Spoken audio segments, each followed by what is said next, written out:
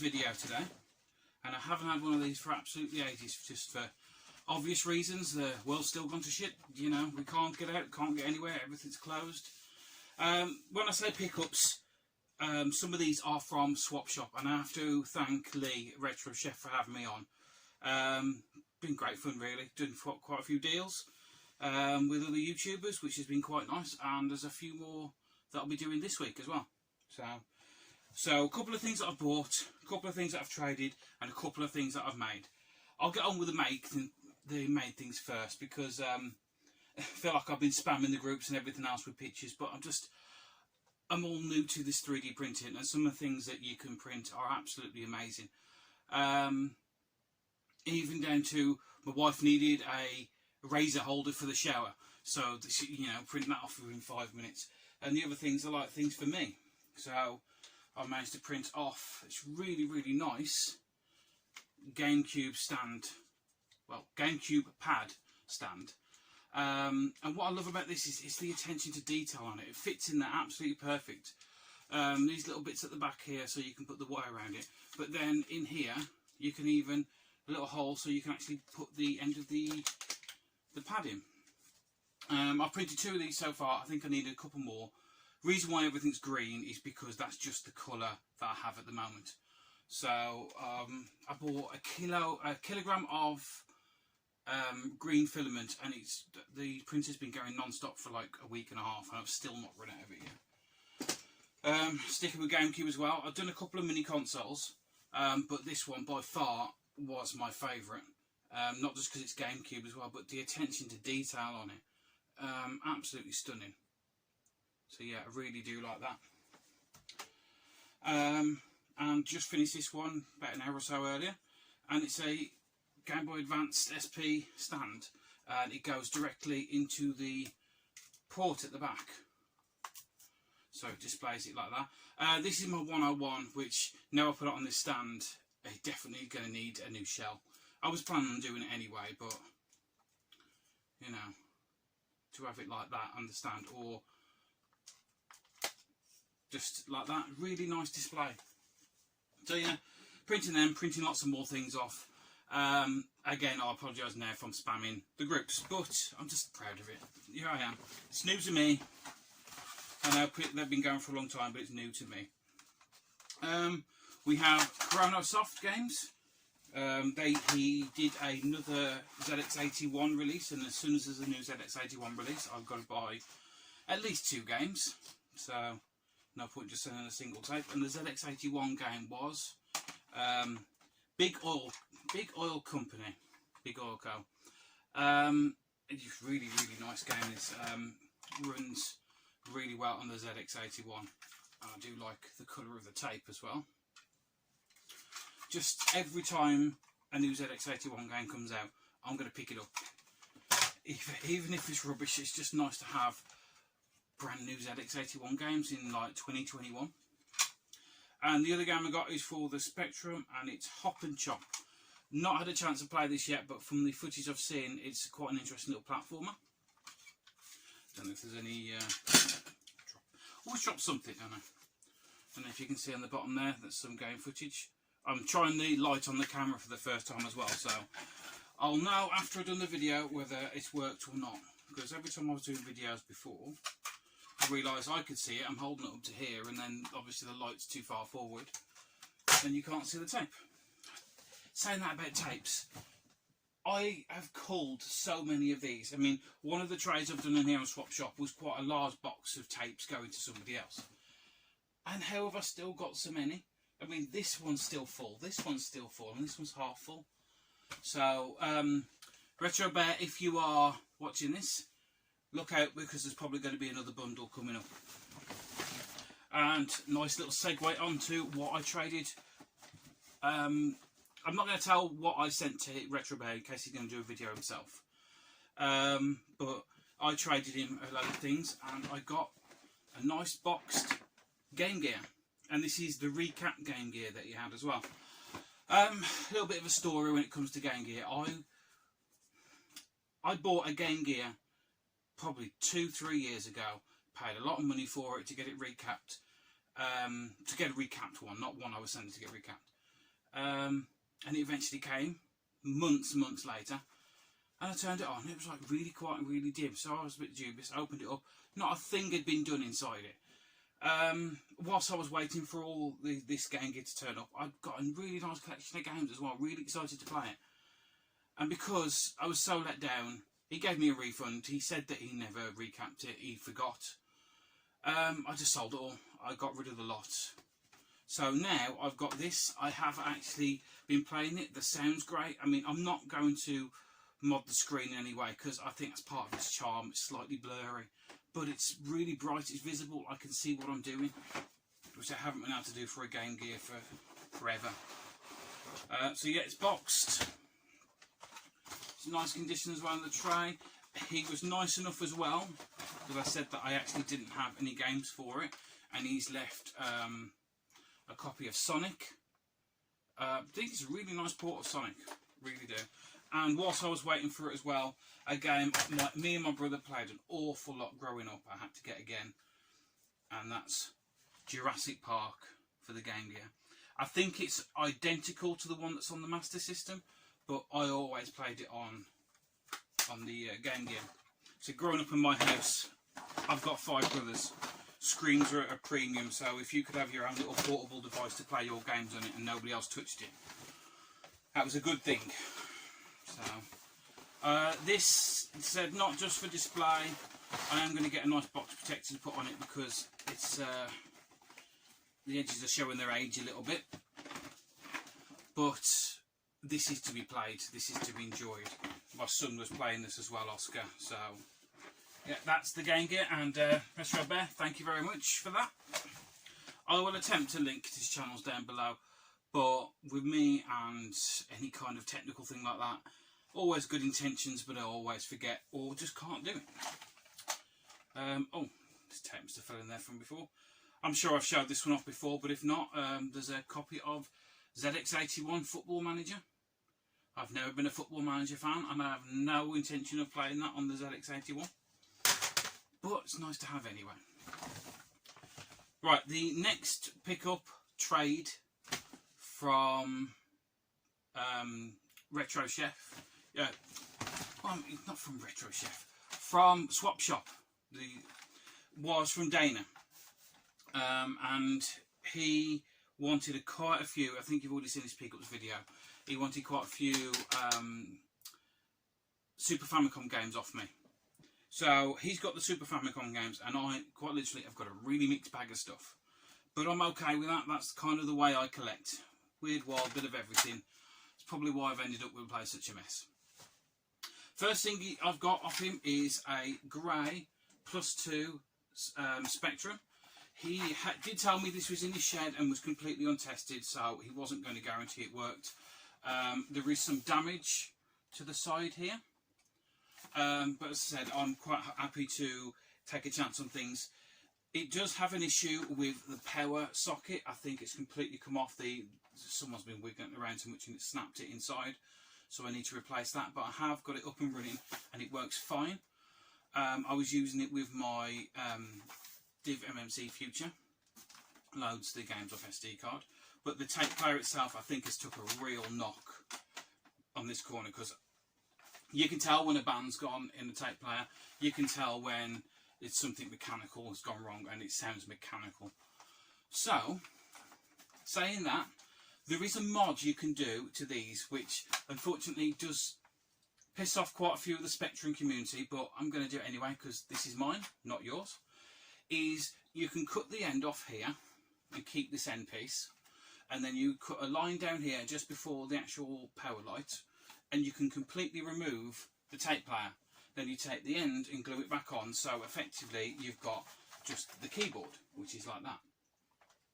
And then to load games on, as I said, they have the Div MMC Future in the back. You can actually cut a slot in the side and have it internal.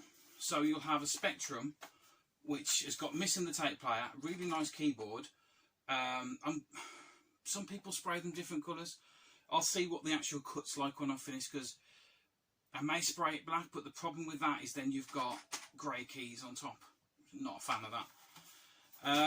But yeah, then you can load your tapes from the SD card. just like that. So Daniel, thanks so much for that. Glad that it's working like internally, and it's really nice to have a little project to do.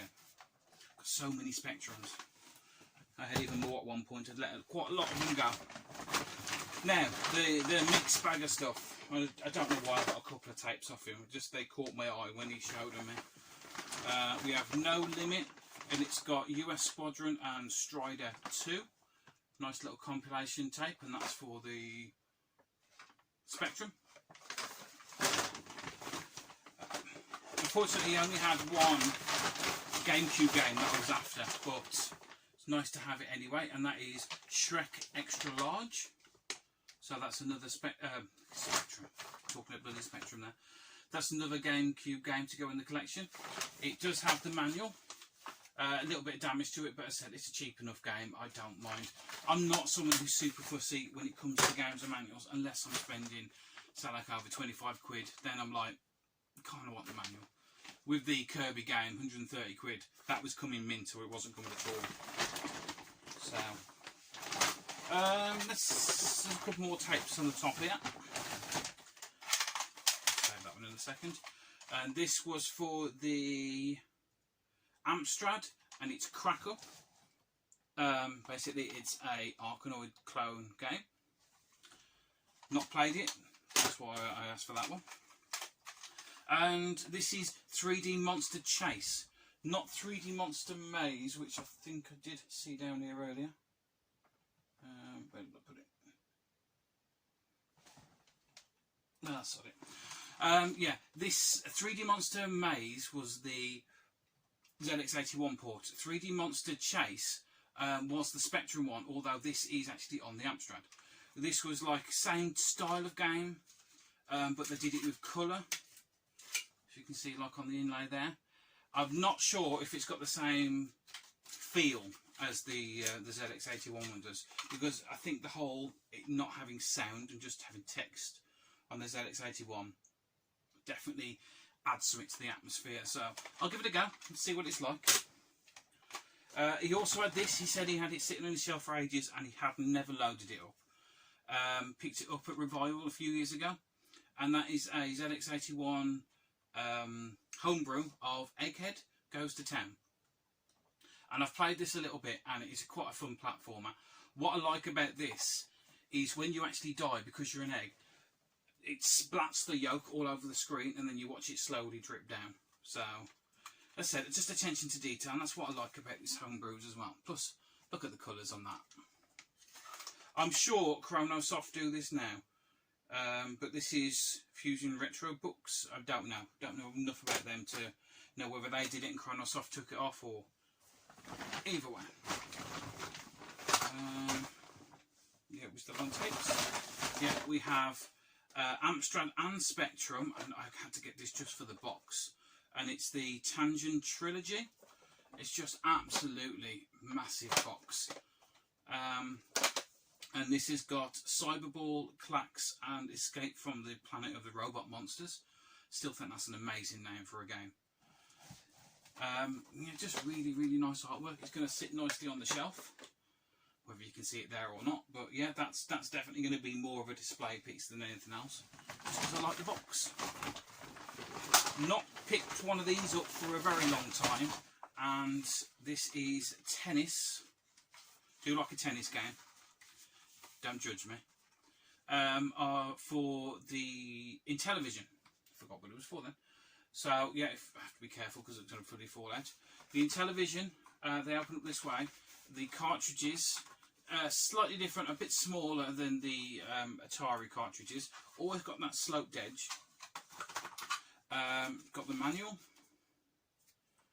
And this is the bits that are always missing, is the overlays for the pad. Sometimes a bit useless. It's just really nice to have them in there. You got to think what this system is from the 1980. So yeah, quite old now. And to have it all complete is a nice thing. And it's actually quite a weird one, because normally you play tennis games and it's up and down the screen, but this one's like left to right. So definitely never played that. I'm going to give that one a Mega Drive. So I told you it was a mixed bag. We got Micro Machines Tournament 96, and I had to pick this one up because, and it's not got the manual with it, which is fine. It's got the J-Cart. Is it the J-Cart? Yeah, with the extra ports on top. Because the one thing that makes Micro Machines good is multiplayer. A 4-player Micro Machines game is one of the best things you can ever play because it's so fun. It just really is. I mean, when you're all starting, you drive people off the track, and you know, it's just a great laugh. Oh, actually, it's got somebody's name in here. This was apparently Helen Stones. Remember them label makers on the plastic thing? And I had this a while back, and I actually really enjoyed it, so I had to pick it up again. And that's McDonald's Global Gladiators. If this didn't have the McDonald's logo on the front, you would not know it's a McDonald's game. It plays really, really well. A lovely, lovely platformer. This has got the manual and puts them in these little baggies. Don't know. You do what you do. I mean, I'm not too fussed, but it's nice to have it. And yeah, nice condition cartridge as well. So yeah, it was quite a nice trade, to be honest, for the two of us. I mean, I got rid of our stuff that sat on the shelf quite literally right behind where the camera is now, and I don't think I touched them for like 2 years. So, and considering I got rid of Super Famicom games and some Super Nintendo games, I picked up a little bit squashed, but a box copy of Doom. Main reason I got this is not because it's boxed, I like the artwork, but the music. The music on the Super Nintendo Doom is really, really nice. Can't remember, not sure if I had the manual. No. But the cartridge is really quite nice. I know the lack of manuals would put a lot of you guys off and probably condition, but as I said, I'm not too fussed. It's nice to have it.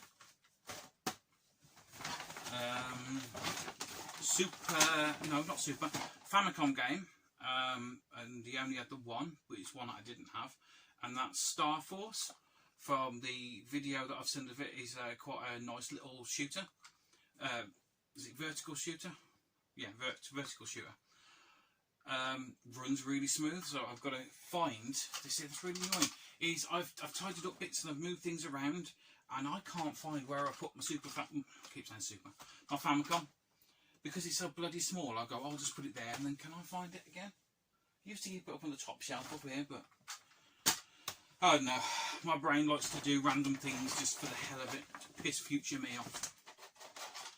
Right, and the last three now are Nintendo games, original Nintendo. And I picked all these up because I've never played any of them before. This was the Robo Warrior, from the footage I've seen. It's sort of like adventure robot Bomberman style game. It looked really interesting, looked quite nice, so give that one a go. So I could do that, move it across so people can actually see what I've got, but then you'll see the other crap I've got on the shelf. Totally Rad. Do you know weird thing is, I remember looking at this and I can't remember what type of game it is now. It might be a platformer. I've kept these in this bag. I've not actually tried them out yet because I wanted to make a video. I was actually waiting for a couple of things to turn up, which just either I've got lost in the post or God knows what. And the last game now, is it Brutal Fighter or whatever? Anyway, B-U-R-A-I. Yeah, that Fighter. Yeah, just it looked really good. Again, shooter where you're floating around the screen and you can move the gun different angles and shoot things when they're coming towards you. It looked a very good game, so I had to pick that one up. So yeah, that's it. That's me all out of things that I've picked up. I am really starting to crave now. Just wanting to get out there and go on a bit of a game hunt, go meet up with some people, but the way things are at the moment, it's probably best to just do these little trades with people.